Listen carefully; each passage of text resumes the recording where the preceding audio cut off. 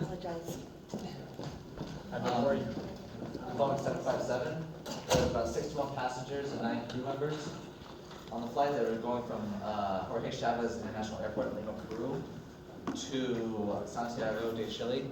With the captains were Eric Schreiber and Officer David Fernandez. Eric Schreiber had about 22,000 flight hours on him, so he was pretty much a veteran flight pilot.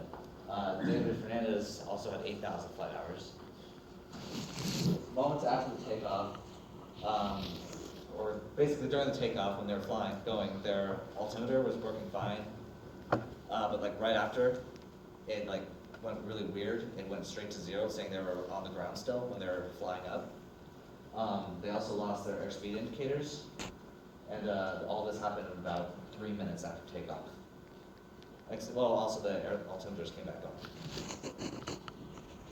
The captain attempted to initiate autopilot to try and get them there while he figured out what was going on. Unfortunately, because the fact that autopilot relies on the altimeter and the all these other speed indicator, it wasn't able to turn on, just shut itself right back off. At this time, the pilot declared emergency. They tried to get in contact with the air traffic controller, but his instruments relied on the airplane's actual altimeter itself, so he was able to give them actual readings, and he was giving them wrong readings on their actual height, but he was able to give them their correct speed.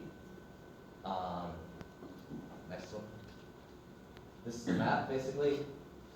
The one on the right shows where they were supposed to be flying to. The one on the left shows what happened after they left. The ATC tried to turn them off course and tried to make them turn around back to the airport, but because they didn't know like how fast they were going or how far they were going, they were trying to figure it out.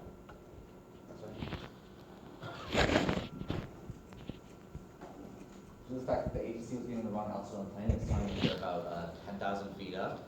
When in reality, they're about 1,000 feet up. They were flying just above the ocean almost the entire flight. And they had no idea because it was nighttime. It was too dark for them to see. Next slide. Pilots are still depending on the incorrect information. They had warning signals going off now. A lot of their systems were shut. Like a lot of their sensing systems, like how fast they're going, wind shear, stuff like that was going off. Their altimeters were still obviously not working. So they decided to send out another flight to help them out, to try and guide them back to the airport. The alarms that they had going off at the time, and these are like just like showing them like on their dashboard that they had these problems, but they were actually like making like noise, like beeping noises, like I know, like all this stuff. Too low terrain was making that noise, like too low terrain. They had stall and their overspeed warning at the same time, which obviously you can't have stalls when you're not going fast enough, overspeed when you're going too fast, so they weren't sure what was happening with their speed.